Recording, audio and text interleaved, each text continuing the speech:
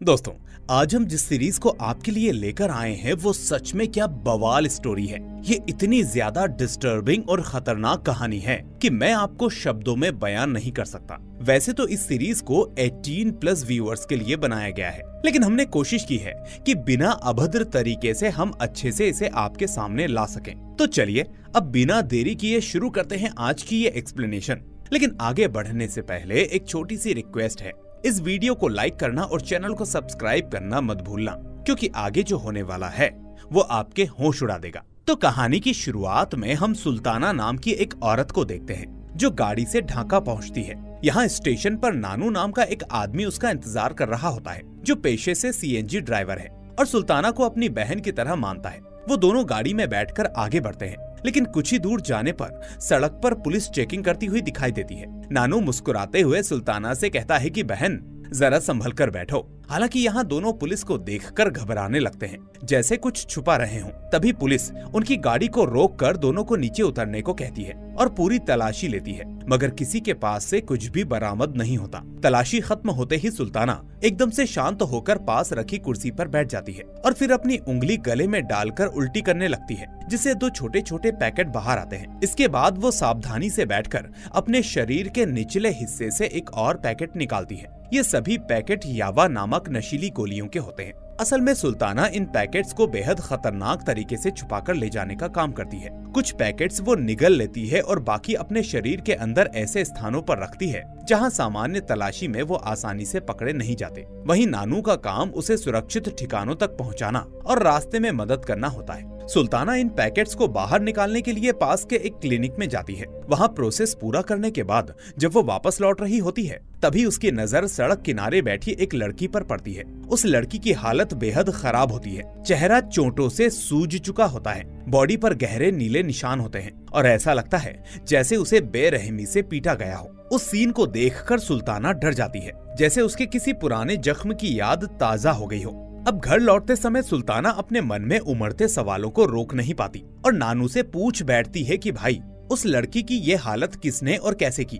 नानू जवाब देता है कि वो लड़की भागने की कोशिश कर रही थी, इसलिए उसे इस जगह पीटा गया। सुल्ताना की आंखों में शक झलकने लगता है और वो धीमी आवाज में कहती है, मैंने तो आप पर भरोसा करके सब बताया था, क्या आपने किसी और को बता दिया? यहाँ नानू के चेहरे को देखकर साफ पता चलता है कि इस सब के पीछे उसी का हाथ है, लेकिन वो इस बात को सीधे सीधे एक्सेप्ट नहीं करता। वहीं सुल्ताना के मन में चिंता गहराने लगती है, क्योंकि उसने नानू के साथ अपनी निजी बातें शेयर करके रखी थी। रास्ते में सुल्ताना अपनी बेटी के लिए एक बैग खरीदती है। तभी नानू उसे एक घर का पता देते हुए कहता है, तुमने मुझसे कहा था ना कि ढाका में एक फ्लैट और अपनी बेटी के लिए स्कूल देखना है, ये उसी का पता है, मैंने देख लिया है। यहाँ उसकी आवाज में थोड़ी वार्निंग होती है और वो आगे कहता है कि पिंजरे में रहने वाला पंछी पिंजरे में ही रहे तो बेहतर है, अगर वो उड़ने की कोशिश करेगा तो मुसीबत में फंस जाएगा। यहाँ सुल्ताना चुपचाप उसकी बात सुन लेती है और कोई जवाब नहीं देती। अब बैग खरीदने के बाद सुल्ताना एक सुंदर कलाई घड़ी भी खरीदती है और सीधे अपने पति सलीम के फर्नीचर की दुकान पर पहुंचती है। अपनी पत्नी से गिफ्ट पाकर सलीम के चेहरे पर खुशी खिल जाती है। दोनों साथ में घर लौटते हैं, लेकिन वहां पहुंचते ही सुल्ताना जैसे ही शौचालय में जाती है तो उसे पता चलता है कि उसके मलाशय से खून निकल रहा है। उसी समय सलीम कमरे में बैठा अपने फोन पर कुछ अजीब तस्वीरें देख रहा होता है, जिन पर उसकी निगाहें अटक जाती हैं। आगे हमें पता चलता है कि उनकी बेटी को रोज स्कूल छोड़ने और लाने के साथ साथ पढ़ाई में मदद करने की जिम्मेदारी सलीम की होती है। लेकिन जब एग्जाम में बेटी के इंग्लिश और मैथ्स में नंबर बहुत खराब आते हैं तो सुल्ताना उससे इस बारे में सवाल करती है। सलीम झुंझलाकर जवाब देता है और बात बहस में बदल जाती है। सुल्ताना जानती है कि सलीम की एक और समस्या है कि उसका अपनी भाभी के साथ अफेयर चल रहा है। उसके मायके में उसकी माँ, भाई और भाभी रहते हैं और मायके का खर्चा हो या अपने छोटे परिवार का, दोनों ही पूरी तरह से सुल्ताना की कमाई पर निर्भर करते हैं। एक दिन जब सुल्ताना अपनी बेटी को खाना खिला रही होती है, तभी उसकी माँ अचानक कहती है, तेरा भाई थोड़ा बिजनेस शुरू करना चाहता है, उसे कुछ पैसे चाहिए। ये सुनकर सुल्ताना का चेहरा तुरंत उतर जाता है। उसे गुस्सा इसीलिए आता है क्योंकि पूरे परिवार का खर्च वो अकेले उठाती है। वो पहले ही अपने भाई को एक ट्रक खरीद कर दे चुकी है, लेकिन उसने ना कभी घर में एक पैसा दिया और ना ही उस ट्रक से कोई फायदा कमाया। इसके बजाय वो शराब पीकर और गैर जिम्मेदाराना तरीके से पैसे बर्बाद करता रहा। इस बार सुल्ताना साफ इनकार कर देती है और अपनी माँ को भी डांट देती है। अब अगले दिन सलीम की दिनचर्या हमेशा की तरह शुरू होती है उसकी बेटी मुन्नी को स्कूल छोड़ना और सुल्ताना को शपला डायग्नोस्टिक नामक क्लिनिक में छोड़ना, ये काम रोज सलीम करता है। उसके बाद वो अपने काम पर चला जाता है। इस क्लिनिक में सुल्ताना का काम महज औपचारिकता भर था, क्योंकि असल में यहाँ के कर्मचारी, डायरेक्टर और प्रबंधक सभी याबा की तस्करी के नेटवर्क का हिस्सा थे। क्लिनिक में आए थोड़ी ही देर हुई थी कि सुल्ताना का फोन बजता है। कॉल उसके भाई का होता है। वो उसे क्लिनिक के बाहर बुलाता है। जैसे ही सुल्ताना बाहर पहुंचती है, उसका भाई बेहद गुस्से और बदतमीजी से उससे कहता है, तूने मुझे पैसे देने से मना कर दिया? क्यों बाहर के लोगों के सामने मेरी बेइज्जती कर रही है? 2 महीने के अंदर पैसे दे देना, वरना तेरी सारी चीजें बर्बाद कर दूंगा। देख इधर कितने लोग खड़े हैं, मैं सबको बता दूंगा। ये देखकर सुल्ताना के पैरों तले जमीन खिसक जाती है। वो जानती है कि अगर उसके असली काम का जरा सा भी राज खुल गया तो पुलिस या कोई भी गिरोह उन्हें पकड़वा सकता है और उसका पूरा का पूरा ग्रुप खतरे में पड़ जाएगा। मजबूरी में वो चुप रह जाती है और बिना कोई जवाब दिए अंदर लौट जाती है। दोपहर में जब वो क्लिनिक में बैठकर खाना खाने लगती है, तभी उसका एक साथी आकर उसे धीरे से कहता है, कबूतर तुम्हें पिंजरे में बुला रहा है, तुरंत जाना होगा। ये सुनकर सुल्ताना का मन खराब हो जाता है, लेकिन वो बिना इच्छा के अपना खाना छोड़कर प्रबंधक के कमरे की ओर बढ़ती है। प्रबंधक यानी मैनेजर भी उस समय खाना खाने ही बैठा था। सुल्ताना को आते देख वो सीधे कहता है, कल सुबह 6 बजे एक खेप निकलनी है, तुम आ जाना। सुल्ताना धीरे से जवाब देती है, नहीं सर, कल नहीं आ पाऊंगी, मेरा एक प्रोग्राम है, मुझे छुट्टी चाहिए। मैनेजर बिना कुछ कहे खाना छोड़ देता है और उठकर अपने हाथ पोंछता है और कहता है, हाँ सही कह रही हो, आखिर तुम ये सब अपने परिवार के लिए ही तो कर रही हो, तो परिवार को भी तो थोड़ा समय देना चाहिए। इतना कहकर वो अचानक उसके पास आता है और उसके चेहरे पर कई जोरदार थप्पड़ मारता है और उसका मुंह दबाकर गुर्राते हुए कहता है, अब बताओ कल जाओगी या नहीं? अब सुल्ताना का चेहरा डर से सफेद पड़ जाता है। उसकी आंखों में आंसू आ जाते हैं और वो कांपती हुई आवाज में कहती है, हाँ सर, कल जाऊंगी, कोई दिक्कत नहीं है। इसके बाद वो बिना कुछ कहे और सुने वहाँ से निकल जाती है। अगले सुबह जब सलीम उसे छोड़ने जा रहा होता है तो हल्की सी हंसी के साथ कहता है, ट्रिप करने से ही तो पैसा आता है, इसमें दिक्कत क्या है? सुल्ताना थकान और गुस्से में जवाब देती है, तुम भी मेरी तरह काम करके देखो, मलाशय में पोटली लेकर आना जाना करोगे तब पता चलेगा। इसके बाद स्क्रीन पर उनके तस्करी के तरीके को दिखाया जाता है। क्लिनिक के अंदर एक व्यक्ति बैठा होता है जिसका काम ही इन पोटलियों को तैयार करना होता है। वो एक एक करके निरोध में सैकड़ों याबा गोलियां भरता है, फिर उन्हें कसकर बांधकर पोटली का आकार देता है ताकि इन्हें आसानी से शरीर के अंदर छुपाया जा सके और पुलिस की नजर से बचाया जा सके। सुल्ताना के क्लिनिक पहुंचते ही उसे ऑपरेशन थिएटर में ले जाकर लेटा दिया जाता है। वहां मौजूद लोग बेहद सटीक तरीके से तैयार की गई याबा की पोटलियां उसके शरीर के अंदर डालते हैं। कुछ पोटलियां उसके मल और मूत्र मार्ग से सावधानी पूर्वक अंदर कराई जाती हैं, जबकि बाकी पोटलियां उसे जबरदस्ती निकलवाई जाती हैं। इस प्रक्रिया के बाद सुल्ताना को इन्हें लेकर लगभग 5 से 6 घंटे की यात्रा करनी होती है, जिसमें जरा सी गलती भी उसके लिए जानलेवा हो सकती है। उसी समय वहाँ मौजूद एक लड़की उससे कहती है, उस लड़की को भागने की क्या जरूरत थी? देख रही हो ना उसकी हालत। सुख में सब ठीक लगता है, लेकिन बस थोड़ी परेशानी आते ही सब बिखर जाता है। सुल्ताना उसकी बात को काटते हुए कहती है, ये सुख नहीं है, कुछ दिन खुद ये माल ढोकर देखो तब समझ आएगा। लड़की जवाब देती है, देखो मुझे ज्यादा कुछ समझाने की जरूरत नहीं है, अगर तुम्हारे मन में कोई ऐसा ख्याल आ रहा है तो अभी निकाल दो, वरना देख ही रही हो जो भागी उसकी क्या हालत हुई है। ये लोग बहुत खतरनाक हैं। अब पोटलियां तैयार होने के बाद नानू उसे क्लिनिक से लेकर टारगेट तक पहुंचता है। रास्ते में जब सुल्ताना उसे बताती है कि शाम को उसका एक प्रोग्राम है और वो देर से लौट सकती है, तो नानू सलाह देता है, तो फिर हवाई जहाज से आना, जल्दी पहुंच जाओगी। ये बात सुल्ताना को अच्छी लगती है और वापसी में वो सचमुच हवाई जहाज से ही लौटती है। अब शाम को सुल्ताना अपनी भाभी लिपि और उनकी 2 बेटियों के साथ एक हल्दी के प्रोग्राम में शामिल होती है। माहौल में रौनक और हंसी ठिठोली चल रही होती है कि तभी लिपि के फोन पर एक कॉल आता है। यहाँ कॉल करने वाला कोई और नहीं बल्कि सुल्ताना का पति सलीम होता है। लिपि सुल्ताना से कहती है कि दीदी, मैं अपनी बाली घर पर भूल आई हूँ, आप बैठो, मैं अभी आती हूँ। हल्दी के प्रोग्राम में माहौल खुशनुमा था। लिपि की दोनों बेटियां नाच रही थी कि तभी अचानक मंच से घोषणा होती है कि दुल्हन की एक सोने की बाली गायब हो गई है और अब वहां मौजूद सभी लोगों के बैग की तलाशी ली जाएगी। ये सुनकर मेहमानों में हलचल मच जाती है। अपने सामने इस तरह सबके बैग की जांच होते देख सुल्ताना को गहरी शर्मिंदगी और अपमान महसूस होता है। वो तुरंत अपने पति को फोन करती है और गुस्से में कहती है, हमें यहाँ से ले चलो, अब इस प्रोग्राम में नहीं रहना। उस समय सलीम घर पर नहीं बल्कि लिपि के साथ एक गुप्त कमरे में गलत हरकत कर रहा होता है। फोन उठाकर वो झूठ बोल देता है, मैं तो घर आ गया हूँ, तुम लोग आ जाओ। वहीं रात को जब बेटी सो रही होती है तो सुल्ताना उसकी मच्छरदानी ठीक करने जाती है। तभी उसकी नजर बिस्तर के नीचे रखे एक सैंपल बॉक्स पर पड़ती है। वो बॉक्स को खोलती है तो अंदर सोने की बाली रखी होती है, यानी शादी में चोरी उसकी ही बेटी ने की थी। ये देखकर सुल्ताना के मन में गुस्सा और निराशा उमड़ आती है, लेकिन वो उस वक्त अपनी बेटी को कुछ नहीं कहती।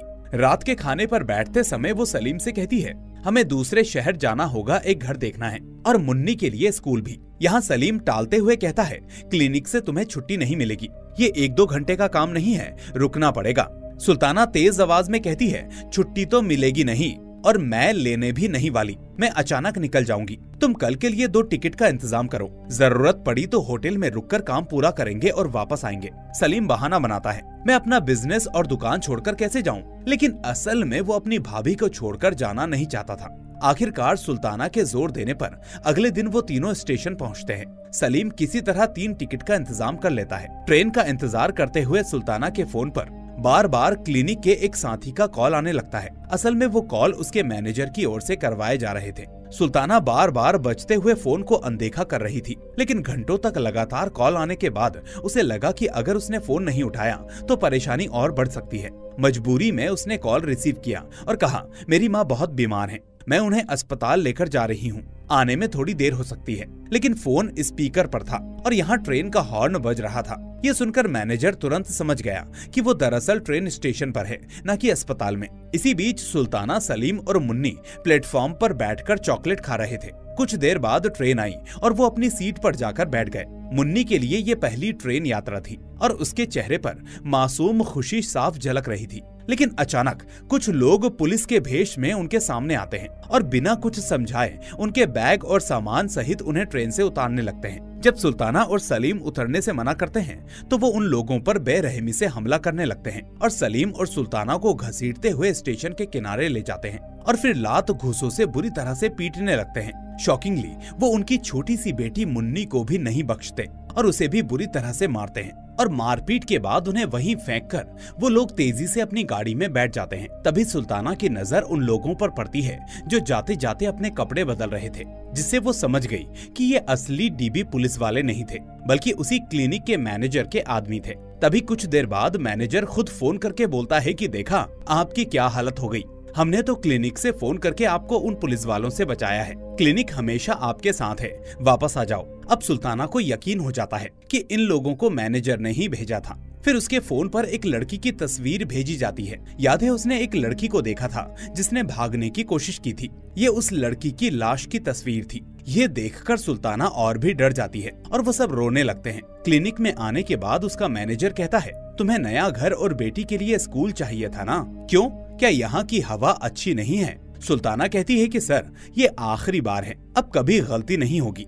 मैनेजर कहता है, गलती ना हो तो अच्छा है, और अगर हवा अच्छी ना लगे तो मैं तुम्हारी हवा ही बंद कर दूंगा, याद रहे। उस दिन घर लौटने के बाद जिस मालिक से सुल्ताना के पति सलीम ने फर्नीचर की दुकान खरीदी थी, वो उसे बुलाता है और कहता है कि उस्ताद मैं वो दुकान बेच दूंगा, मैंने आपसे जिस कीमत पर खरीदी थी आप उसी कीमत पर ले लीजिए। वो कहता है कि नहीं, मेरे पास अभी इतने पैसे नहीं हैं, 4-5 लाख कम हैं, क्या तुम मानोगे? सलीम तैयार नहीं होता, लेकिन सुल्ताना पास से कहती है कि नहीं, कोई बात नहीं, हम उसी कीमत पर दे देंगे, लेकिन पैसे एक साथ और आज ही देने होंगे। वो बुजुर्ग सहमत हो जाता है और कहता है कि ठीक है, तो तुम लोग कागजात तैयार रखो, मैं पैसे एक साथ दे दूंगा। इसके बाद हम हलीम नाम के एक कपड़े व्यापारी को देखते हैं। वो बॉर्डर से कपड़े लाकर अवैध कपड़ों का व्यापार करता था। जब वो सामान खरीदने दुकान से बाहर निकलता है तो उसकी मुलाकात एक हिंदू महाजन और उसके भतीजे से होती है। हलीम इस महाजन को कुछ पैसे उधार देने और कुछ पैसे इन्वेस्ट करने के लिए कहता है, लेकिन वो भी बहुत समझदार होता है। वो कहता है, तुम्हारे साथ पहले का जो भी हिसाब किताब है उन्हें पहले साफ कर लो, फिर नए सिरे से बात होगी। फिर हलीम अपने भतीजे को बुलाकर पूछता है, भतीजे कितने ट्यूशन पढ़ा रहे हो? वो कहता है 2। हलीम कहता है, क्या एक और नहीं पढ़ा सकते? मैं तुम्हें बता दूंगा, उसके लिए तैयार रहना। दरअसल हलीम अपना सामान नदी के रास्ते से लाता था। वो सामान को पानी में नीचे डुबाकर बोरियों में भरकर फिर नाव से खींचकर लाता था।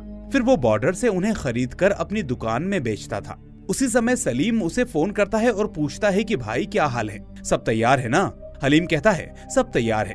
वहीं सुल्ताना अपनी फर्नीचर की दुकान को बेचकर उससे मिले सारे पैसे एक बैग में रखती है। फिर वो सलीम से कहती है कि देखो ये हमारी आखिरी पूंजी है, मैं अभी जा रही हूँ, लेकिन तुम लोग समय पर यहाँ पहुँच जाना, ठीक है, और अपना ख्याल रखना। फिर वो क्लिनिक के लिए निकल जाती है। सलीम सुल्ताना का पीछा करता है और जब वो घर से निकल जाती है तो वो सुल्ताना की भाभी लिपि को अपने घर आने के लिए फोन करता है। फिर सुल्ताना क्लिनिक के ऑपरेशन थिएटर में जाती है और चटगांव से सियोल तक एक और खेप ले जाने के लिए तैयार होती है। वहीं सलीम अपनी बेटी को टीवी रूम में बैठाकर टीवी की आवाज बढ़ाकर टीवी देखने को कहता है। फिर वो अपनी भाभी के कमरे में जाता है और दरवाजा बंद कर लेता है। वो अपनी भाभी से कहता है कि देखो, हम में से कोई भी चटगांव में नहीं रह रहा है, मुझसे कोई सवाल मत पूछना, तुम्हें कुछ भी नहीं बताया जाएगा क्या हुआ और क्या नहीं। मैं बाद में तुमसे कांटेक्ट करूंगा। अब मैं तुमको सुल्ताना का प्लान बताता हूँ। उसका प्लान चटगांव से सियोल जाने का नहीं बल्कि कुमिल्ला में उतरने का था। वो अपने पति से कहकर आई थी कि वो पैसे और बेटी को लेकर कुमिल्ला आ जाए। फिर वो कुमिल्ला में कोई घर देखकर वहीं बस जाएंगे। लेकिन रास्ते में जाते समय अचानक सुल्ताना को एहसास होता है कि उसकी पिछली सीट पर एक आदमी बैठा है जिसे वो पहचानती है। फिर उसे पता चलता है कि वो कोई और नहीं, वही पुलिस वाले लोगों में से एक था जिसने उन्हें पीटा था। वो उसकी बस में बैठकर उसका पीछा कर रहा होता है, इसलिए वो अपने पति को फोन नहीं कर पाती और चुपचाप बैठी रहती है। वो एक बार भागने की कोशिश कर चुकी थी और पकड़ी गई थी, इसलिए उसे जबरदस्ती इस धंधे में शामिल कराया गया था और अब एक्स्ट्रा सेफ्टी के लिए उसके साथ एक और आदमी लगा दिया गया था। बस से सभी लोग अब होटल में थोड़ा तरोताजा होने और कुछ नाश्ता करने के लिए उतरते हैं, क्योंकि यात्रा बहुत लंबी होती है। सुल्ताना बैठी थी कि जब सब लोग उतर जाएंगे और बस खाली हो जाएगी तो वो अपने पति को फोन करेगी।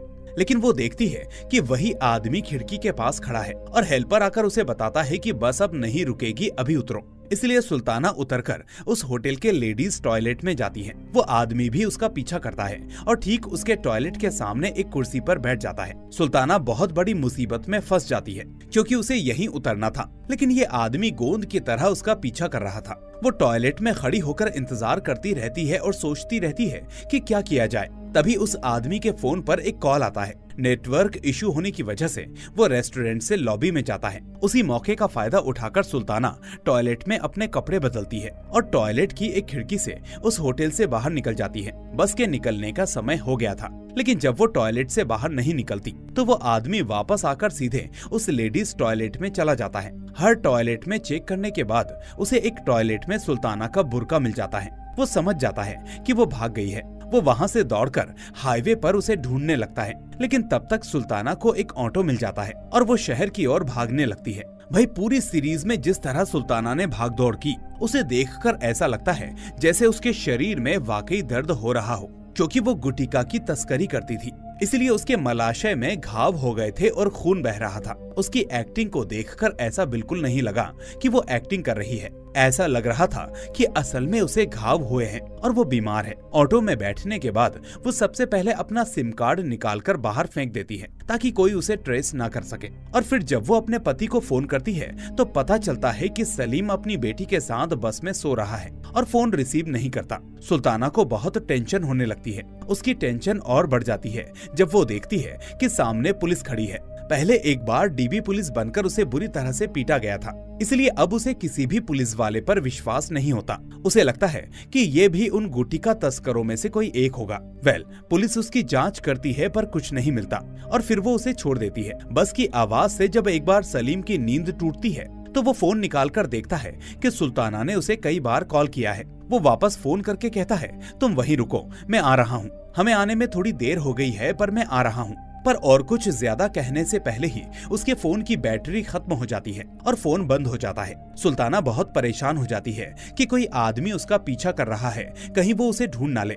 उसका पीछा करने वाला वो आदमी सुल्ताना के मैनेजर को फोन करके सब बता देता है और तब वो कुमिल्ला के आसपास के सभी लोगों को और सुल्ताना के घर के आसपास के सभी लोगों को फोन करके सतर्क कर देता है और सुल्ताना को ढूंढने के लिए कहता है। जब सुल्ताना कुमिल्ला शहर में खड़ी थी तो अचानक उसके पीछे से कोई आता है और उसके शरीर को छूता है। ये सोचकर उसका दिल धड़क उठता है कि शायद उसे ढूंढ लिया गया है, लेकिन वो कोई और नहीं बल्कि हलीम था। हलीम बताता है कि भाभी सलीम भाई ने मुझे फोन किया था और कहा था कि उन्हें आने में थोड़ी देर होगी। उन्होंने कहा था कि आप मेरे साथ घर चलें। उनके फोन की बैटरी खत्म हो गई थी। हालांकि पहले उसे विश्वास नहीं होता, लेकिन वो जानती थी कि हलीम को उसे ले जाने के लिए कहा गया था, इसलिए वो हलीम के साथ जाती है। रास्ते में हलीम उसे अपने बिजनेस की कहानी सुनाता है और उसे एक बहुत ही पुरानी टूटी फूटी सी इमारत में ले जाता है और कहता है, मैंने आप लोगों के लिए दूसरी मंजिल पर व्यवस्था की है, आइए। उसे देखकर सुल्ताना को शक होने लगता है कि वो उसे इस बिल्कुल सुनसान, टूटी फूटी और पुरानी इमारत में कहां ले आया है। लेकिन डूबते को तिनके का सहारा मिलता है और उसे ना चाहते हुए भी हलीम पर विश्वास करना पड़ता है। तभी हलीम के फोन पर अचानक एक कॉल आता है, इसलिए वो सुल्ताना को वो घर देकर नीचे चला जाता है। इस बीच लिपि के फोन पर कुमिल्ला के एक थाने से फोन आता है। उसे बताया जाता है कि उसके पति का एक्सीडेंट हो गया है और उसे कुमिल्ला सदर अस्पताल में भर्ती करवाया गया है। उसे जल्दी से थाने या अस्पताल आने के लिए कहा जाता है। अब यहाँ बहुत थकी होने के कारण सुल्ताना उस घर में सो जाती है। फिर जब डोरबेल बजती है तो वो दरवाजा खोलकर देखती है कि वहाँ पर नानू और मैनेजर उसकी बेटी और उसके पति को पकड़कर उसके घर पर ले आए हैं। वो डर के मारे बेहोश होकर गिर जाती है, लेकिन हमें पता चलता है कि ये उसका बस एक सपना था, असल में ऐसा नहीं हुआ था। और तब उसकी नींद टूटती है और वो दरवाजा खोलकर देखती है कि उसकी बेटी और उसका पति आए हैं। मैनेजर के लोगों को लिपि के घर में कोई नहीं मिलता और वो उसके भाई को ढूंढते हैं, तो पता चलता है कि उसका भाई और ट्रक 4 दिन से गायब हैं। लिपि अपने पति को ढूंढते हुए कुमिल्ला सदर अस्पताल जाती है और सुल्ताना उस बैग में रखे सारे पैसे और गहने एक संदूक में भरकर अपने बिस्तर के नीचे रख देती है। हलीम प्रदीप नाम के एक लड़के को, जो उस महाजन का भतीजा था, उसे लाकर कहता है कि भाभी, ये इंग्लिश मीडियम में पढ़ता है, ये आपकी बेटी को भी प्राइवेट पढ़ाएगा। आपने कहा था कि आपकी बेटी पढ़ना चाहती है, ये आपकी बेटी को इंग्लिश पढ़ाएगा, कोई दिक्कत नहीं, ये अच्छा लड़का है और वो उसे स्कूल में एडमिशन दिलाने का भी ट्राई करेगा। वहीं सुल्ताना और सलीम बहुत खुश होते हैं। फिर वो हलीम से पूछते हैं कि ये घर किसका है, ये सामान किसका रखा हुआ है। हलीम कहता है कि चिंता मत करो, बस आराम से रहो। यहाँ एक टीचर साइंस पढ़ाते पढ़ाते कुछ ज्यादा ही पढ़ा रहा था, इसलिए इलाके के कुछ लोगों ने उसे पकड़कर पीटा और भगा दिया। मैंने ये घर कमिश्नर से किराए पर लिया है, फ्यूचर में इसे तोड़कर यहाँ 10 मंजिल बनवाऊंगा। असल में ये हलीम बहुत बड़ा धोखेबाज था। सुल्ताना को वो पसंद नहीं आता है। वहीं डॉक्टर आकर लिपि को बताते हैं कि आपके पति का पैर काटना पड़ेगा, कुछ नहीं किया जा सकता। ये सुनकर उसके सिर पर तो आसमान गिर पड़ता है। वहीं पैर काटने के बाद भी लिपि के पति साहिल का व्यवहार अच्छा नहीं होता। वो अस्पताल में भी अपनी पत्नी को बहुत गालियां देता रहता है। उधर सुल्ताना कुछ स्कूलों में जाकर कोशिश करती है, लेकिन साल के बीच में होने के कारण कोई भी उसकी बेटी को एडमिशन नहीं देता।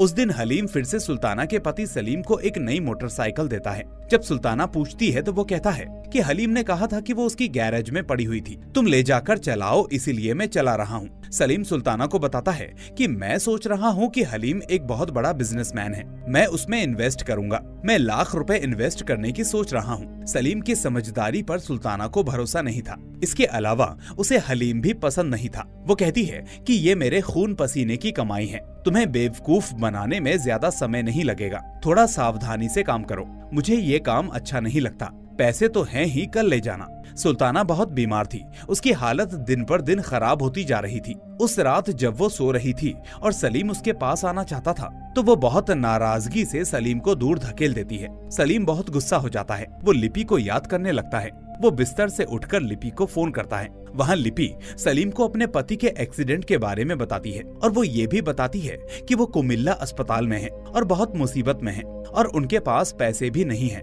तभी सुल्ताना आ जाती है और सलीम फोन रख देता है। सुल्ताना पूछती है, इतनी रात को किससे बात कर रहे थे? सलीम कहता है, कुछ नहीं, बस हलीम से बात कर रहा था, बिजनेस के बारे में। अब अगले दिन सलीम कुमिल्ला अस्पताल में लिपि से मिलता है। जब वो अस्पताल की सीढ़ियों पर मिलते हैं तो सलीम कहता है कि पैसे की चिंता मत करो, मैं कुछ करता हूँ। और बार बार पूछने पर भी सलीम लिपि को अपने घर का पता नहीं देता। वापस आते समय वो लिपि को गले से लगाता है और वो अस्पताल से चले जाते हैं। एक व्यक्ति ने अस्पताल से उनके इस सीन का वीडियो बना लिया था, लेकिन उन्हें इसका पता नहीं चला। फिर वो अपने अपने रास्ते चले जाते हैं। मैनेजर के लोग पहले अबू सोलेह को ढूंढते हैं और जब उन्हें पता चलता है कि वो अस्पताल में है तो वो लिपि का पीछा करते हैं। लिपि का पीछा करके वो सलीम को ढूंढ लेते हैं। जब वो मैनेजर को बताते हैं तो वो कहता है, सलीम और लिपि पर नजर रखो तो सुल्ताना सहित बाकी सब भी मिल जाएंगे। लिपि के आने के बाद पैसे के लिए लिपि का पति सालेह अपने ट्रक यूनियन के नेता को फोन करता है और कहता है कि भाई, मेरा ट्रक और मेरा एक पैर चला गया है। होश आने के बाद मैंने आपको सबसे पहले फोन किया। प्लीज मेरे ट्रक का कुछ करिए। तब तक उस आदमी ने अबू सालेह के ट्रक को कबाड़ में बेच दिया था। लेकिन वो सालेह से कहता है कि सालेह, तेरा ट्रक तेरी बहन के नाम पर रजिस्टर्ड था और तेरा ट्रक वहाँ से कौन ले गया ये मुझे नहीं पता चला। ये सुनकर सालेह रोने लगता है कि भाई मेरे पास कुछ नहीं बचा, उस ट्रक के अलावा मेरे पास कुछ नहीं था। लेकिन रोने से अब कोई फायदा नहीं था। यहाँ सलीम हलीम की दुकान पर आता है और बताता है कि भाई मैं तुम्हारी दुकान में 3 लाख रुपए इन्वेस्ट करूंगा, लेकिन तुम्हारी भाभी को 5 लाख पता चलेगा। अगर तुम तैयार हो तो मैं 3 लाख रुपए इन्वेस्ट कर दूंगा। हलीम देखता है कि उसमें कोई नुकसान नहीं है, इसलिए वो कहता है कि ठीक है जाओ, भाई के लिए इतना तो कर ही सकता हूँ। सलीम का इरादा था कि वो यहाँ 3 लाख रुपए इन्वेस्ट करके अपनी पत्नी सुल्ताना से 5 लाख रुपए लेगा और बाकी 2 लाख वो लिपि को देगा। अब एक दिन सुल्ताना की बेटी मुन्नी को पढ़ाने आए उसके टीचर सुल्ताना को बुलाकर कहते हैं कि दीदी, मैं कल मुन्नी को पढ़ाने के लिए अपनी बहुत पसंदीदा कलम लाया था, लेकिन उसे यहीं कहीं भूल गया था, मुझे वो नहीं मिल रही। अगर आपको मिले तो मुझे दे दीजिएगा। सुल्ताना को बहुत गुस्सा आता है और वो समझ जाती है कि शायद उसकी बेटी ने ही उसे चुराया है। वो कहती है ठीक है मैं देखूंगी, अगर मुझे मिलती है तो मैं आपको बता दूंगी। वहीं हिंदू महाजन और हलीम वास्तव में मिलकर काम करते थे। एक रात जब वो शराब पी रहे थे तो हलीम कहता है कि मेरा दोस्त सलीम एक पैसे वाला आदमी है, जब तक वो यहाँ रहेगा तब तक मेरा फायदा होता रहेगा। महाजन कहता है कि हाँ तुम एक व्यापारी हो, तुम यही सब तो करते हो। हलीम कहता है आप भी कम नहीं है महाजन। उस तरफ सुल्ताना की हालत दिन ब दिन और खराब होती जा रही थी। वो अपने पति सलीम के पास आती है और कहती है कि देखो मुझे बहुत दिक्कत हो रही है, मेरे मलाशे से खून के थक्के निकल रहे हैं, मेरी हालत बहुत खराब है। सलीम कहता है धत, खाना खाते समय कौन ये सब बातें करता है। सुल्ताना कहती है कि अगर मैं वहाँ पोटली ना रखती तो तुम्हें ये खाना भी नसीब नहीं होता। तभी सलीम उसे बताता है कि मैं सोच रहा हूँ कि 3 लाख नहीं बल्कि 5 लाख से बिजनेस करूंगा, ये बहुत बड़ा बिजनेस है, इतने कम पैसे में नहीं होगा। सुल्ताना कहती है कि मुझे इस आदमी पर भरोसा नहीं है, मैं पहले उसका बिजनेस अपनी आंखों से देखूंगी तभी तुम्हें इन्वेस्टमेंट करने दूंगी। अब सोने से पहले कपड़े मोड़ते समय सुल्ताना को अपनी बेटी के एक कपड़े में वो कलम मिल जाती है, वही कलम जिसके बारे में टीचर ने कहा था कि वो कहीं खो गई है। ये देखकर उसे बहुत बुरा लगता है कि उसकी बेटी को चोरी करने की आदत है, लेकिन वो सोचती है कि क्या करें, गाय के पेट से तो गाय ही पैदा होती है ना। वो खुद भी तस्कर है, उसकी बेटी भी चोर बन रही है और पति के बारे में तो क्या ही कहूँ।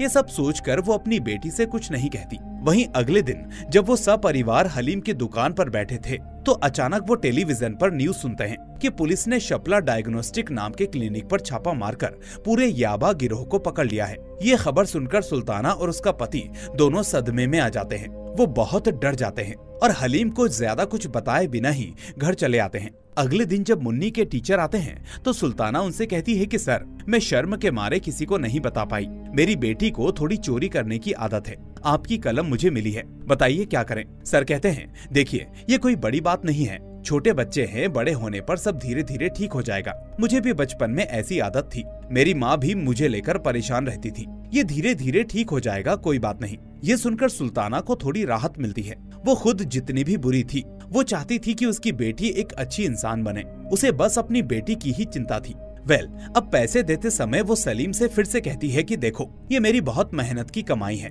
मुझे फिर से मत डुबाना। उधर बहुत मुश्किल से मुन्नी का एक स्कूल में दाखिला होता है, लेकिन पहले दिन उसकी क्लास नहीं होती, इसलिए वो स्कूल से निकलकर सलीम को फोन करते हैं कि वो उन्हें लेने आ जाए। लेकिन सलीम क्या कर रहा था, वो अपनी भाभी लिपि को अपने नए घर पर बुला लेता है, इसलिए वो फोन नहीं उठा पाता। सुल्ताना और मुन्नी जब रिक्शा से घर जाती हैं, तो वो दरवाजा खोलते ही देखती हैं कि सलीम ने आधी अधूरी लुंगी पहनी हुई है और कमरे में घुसने से ठीक पहले सलीम पीछे से कहता है कि लिपि आई है। ये सुनकर सुल्ताना तो पूरी तरह से आग बबूला हो जाती है। वो नहीं चाहती थी कि उसका परिवार तो क्या कोई भी जाने कि वो यहाँ है। वो घर में घुसकर देखती है कि लिपि के भी बाल और कपड़े अस्त व्यस्त होते हैं, पर वो उससे कुछ नहीं कहती। वहीं लिपि उससे कहती है तुम्हारे भाई का एक्सीडेंट हो गया है, उनका एक पैर कट गया है, वो कुमिल्ला अस्पताल में भर्ती हैं, बहुत मुसीबत में हैं। मुझे पता चला कि तुम लोग यहाँ हो, इसलिए मैं तुम्हारे घर आई थी। सुल्ताना उसे कुछ नहीं कहती। वो कमरे में जाती है और उसके हाथ में 1 लाख रुपए देकर कहती है तुम लोग मेरे सामने मत आना, मैं तुम में से किसी का चेहरा देखना नहीं चाहती, यहाँ से चले जाओ। और अब वो सलीम से कहती है इसे सीधे अस्पताल छोड़ आओ। जब वो घर से निकलकर मोटरसाइकिल स्टार्ट करके चले जाते हैं तो पीछे मैनेजर का एक आदमी नजर आता है। याद है उसने कहा था कि लिपि का पीछा करो तो सलीम मिल जाएगा और सलीम का पीछा करो तो उनका पता मिल जाएगा। इस तरह वो सुल्ताना के घर का पता लगा लेते हैं। सलीम के निकलने के बाद सुल्ताना अकेले बहुत रोती है। उसे बहुत बुरा लग रहा था, लेकिन फिर भी वो सलीम से कुछ नहीं कहती। पता है क्यों? क्योंकि वो खुद शारीरिक रूप से बहुत बीमार थी। वो अपने पति को समय नहीं दे पाती थी, इसलिए उसे कुछ कहने का मौका नहीं मिलता। अगले दिन सलीम घर से कुछ पैसे लेकर कुछ अवैध सामान लाने के लिए बॉर्डर पर जा रहा था और वहीं सुल्ताना अपनी बेटी को लेकर स्कूल जाती है। और स्कूल से लौटते समय जब वो एक आइसक्रीम की दुकान पर आइसक्रीम खरीद रही थी तो अचानक नानू उनके पीछे से आकर कहता है, मुझे भी एक आइसक्रीम दे दो, मैं तीनों का बिल दे दूंगा। अब सुल्ताना उसे यहाँ देखकर डर के मारे कांपने लगती है कि आखिर नानू ने उसे कैसे ढूंढ लिया, क्योंकि उसे पता नहीं था कि सलीम और लिपि ये कर रहे हैं और वो पकड़े गए हैं।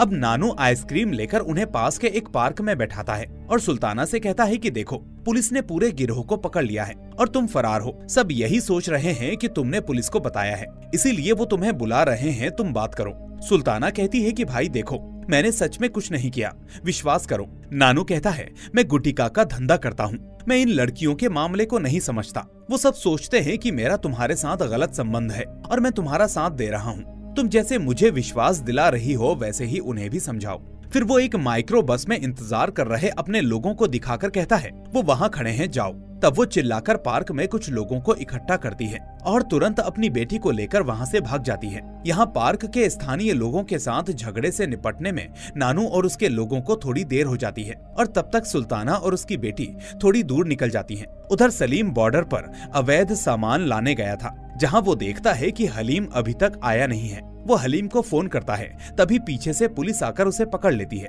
इधर नानू के गिरोह से नजर बचाकर गलियों से होकर सुल्ताना और उसकी बेटी भाग रही थी। तभी पुलिस सुल्ताना को फोन करके कहती है कि अगर उसे अपने पति को छुड़ाना है तो वो बॉर्डर पर आ जाए, क्योंकि वो अवैध सामान के साथ पकड़ा गया है। सुल्ताना घर के सामने आकर देखती है कि नानू का गिरोह उनके घर के नीचे इंतजार कर रहा है। अगर वो घर जाएगी तो पकड़ी जाएगी। कोई और रास्ता ना देखकर वो दौड़कर हलीम की दुकान के सामने चली जाती है और जाकर देखती है कि हलीम की दुकान भी बंद है और उसका फोन नंबर भी बंद है। माँ और बेटी को घूमते घूमते शाम हो जाती है। फिर वो होशियारी से दोनों के लिए 2 बुरके खरीदती है और बुरका पहनकर अपनी बेटी मुन्नी के टीचर प्रदीप की दुकान पर चली जाती है। प्रदीप भी ऑनलाइन वीजा और पासपोर्ट बनवाने का काम करता था। वो यहाँ जाकर प्रदीप को सब कुछ बताती हैं और मदद मांगती हैं। सुल्ताना कहती है कि देखो प्रदीप, मैं बहुत बड़ी मुसीबत में हूँ। मैं पहले एक बुरा धंधा करती थी, पर जो भी हो, अब मैं अपनी बेटी के साथ एक अच्छा जीवन जीना चाहती हूँ, लेकिन वो मुझे ऐसा करने नहीं देना चाहते। वो अब मुझे मारने के लिए ढूंढ रहे हैं। इधर इसके पापा जो हलीम के साथ बिजनेस करने के लिए बॉर्डर पर गए थे सामान लाने, उन्हें भी पुलिस ने पकड़ लिया है। मेरे पास अब जाने का कोई रास्ता नहीं है, तुम मेरी एक मदद करो प्लीज। फिर वो उसे घर की चाबी देकर कहती है कि प्रदीप, मेरे घर के बिस्तर के नीचे एक संदूक है, उसमें एक बैग है, तुम जैसे भी हो वो बैग मुझे लाकर दे दो। उसकी बेबसी देखकर कोई और रास्ता ना पाकर प्रदीप वो चाबी लेकर उसके घर जाता है। जब वो घर जाकर लाइट जलाता है तो घर के नीचे खड़े नानू के गिरोह को फिर से पता चल जाता है कि कोई ऊपर गया है। वो ऊपर जाकर संदूक से बैग खोलता है और देखता है कि उसमें लाखों रुपए हैं। जब वो बैग को लेकर बाहर निकलने वाला होता है तभी नानू का गिरोह घर में घुस जाता है, पर वो खिड़की से कूदकर भाग जाता है, लेकिन दुर्भाग्य से उसका फोन सड़क पर गिर जाता है। नानू का गिरोह किसी को नहीं ढूंढ पाता। तभी अचानक उस घर में हलीम किसी काम से आता है और घर में घुसते ही नानू का एक आदमी उसे गोली मार देता है। पूरी रात सुल्ताना और मुन्नी एक घर के सामने बैठी रहती हैं, जहां प्रदीप ने उन्हें इंतजार करने को कहा था, लेकिन प्रदीप का कोई अता पता नहीं होता। जब सुबह हो जाती है तो सुल्ताना अपनी बेटी को लेकर प्रदीप की दुकान पर जाती है, ये देखने के लिए कि प्रदीप ने दुकान खोली है या नहीं, लेकिन दुकान तब भी बंद थी। और जब वो फोन करके देखती है तो प्रदीप का नंबर भी बंद था। तब वो हलीम को एक बार फिर से फोन करती है, लेकिन हलीम को तो मार दिया गया था। हलीम का फोन तब नानू के पास था। नानू फोन उठाता है और फुसफुसाकर कहता है कि भाभी आप कहाँ हैं? सुल्ताना उसे पता बताती है कि मैं पुलिस लाइन के सामने खड़ी हूँ, मैं बहुत मुसीबत में हूँ, मुझे बचा लो। नानू कहता है कि ठीक है, आप वहीं रुकें, अब सब हमारे कंट्रोल में है। ये सुनकर सुल्ताना समझ जाती है कि ये पक्का हलीम नहीं नानू है, क्योंकि नानू बातों बातों बातों में फुटबॉल से जुड़ी बातें करता था। सुल्ताना तुरंत वहाँ से वापस आती है जहाँ प्रदीप ने उसे इंतजार करने को कहा था। वो आकर देखती है कि प्रदीप वहीं बैठा है। प्रदीप उन्हें बताता है कि मैं आपके घर गया था और मैंने वहाँ देखा कि हलीम की हत्या हो गई है। घर के चारों ओर पुलिस थी, कोई अंदर नहीं जा पा रहा था तो मैं बैग कैसे लाता? मैं आपके घर के पास भी नहीं जा सका। दोस्तों, आपको याद होगा कि इसी टीचर प्रदीप ने कहा था कि बचपन में मुझे भी थोड़ी चोरी करने की आदत थी, लेकिन यहाँ थोड़ी नहीं, उसने तो सुल्ताना के लाखों रुपयों का बंडल ही मार दिया था। अब सुल्ताना यहाँ टूट जाती है और कहती है, उसमें मेरे पैसे, गहने और सब कुछ था, मेरे पास कुछ नहीं बचा, मेरा पति भी चला गया, अब मैं कहाँ जाऊँ, क्या करूँ? तब प्रदीप उसे एक तरकीब बताता है। वो कहता है कि दीदी एक काम करो, मेरे दिमाग में एक आइडिया आया है, चलो।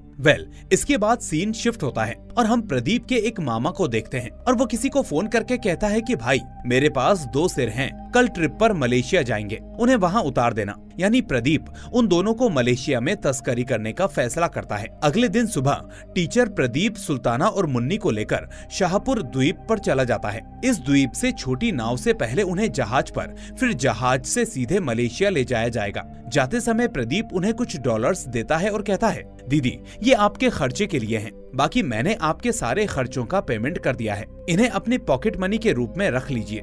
ये सुनकर सुल्ताना की आंखें नम हो जाती हैं और वो कहती है कि भाई तुमने जो उपकार किया है मैं उसे कभी नहीं चुका पाऊंगी, लेकिन भविष्य में अगर हमारी कभी मुलाकात हुई तो मैं ये कर्ज जरूर चुका दूंगी। प्रदीप एक मासूम लड़के का दिखावा करके उन्हें अच्छे से विदा कर देता है और जब वो ट्रॉलर पर चढ़ जाती हैं, तो प्रदीप के फोन पर एक कॉल आता है। उसका मामा उसे बताता है कि तेरा फोन कहाँ है? जहाँ हलीम की हत्या हुई है उधर सलीम के घर के नीचे तेरा फोन मिला है, अब पुलिस तुझे ढूंढ रही है, तू छुप जा। लेकिन प्रदीप पकड़ा जाता है और सुल्ताना और मुन्नी जब अपने ट्रॉलर में थोड़ी दूर जाती हैं, तो पीछे से समुद्री पुलिस उन पर हमला करती है, यानी सुल्ताना भी पकड़ी जाती है और यहीं पर गुटी नाम की ये सीरीज खत्म हो जाती है। तो दोस्तों, इस सीरीज में मुख्य रूप से ये दिखाया गया है कि बुरे काम करके कोई भी कभी बच नहीं पाता, किसी को भी माफी नहीं मिलती। वहीं एक कहावत है ना, पाप पिता को भी नहीं छोड़ता। तो दोस्तों, आपको ये वीडियो कैसी लगी हमें कमेंट करके जरूर बताएं। वीडियो अगर पसंद आई हो तो इसे लाइक करें और चैनल को सब्सक्राइब करके हमारे 1 लाख सब्सक्राइबर्स का टारगेट जल्दी से जल्दी पूरा करने में हमारी मदद करें। अब हम फिर मिलेंगे एक और ऐसी ही शानदार सीरीज के साथ। Till then,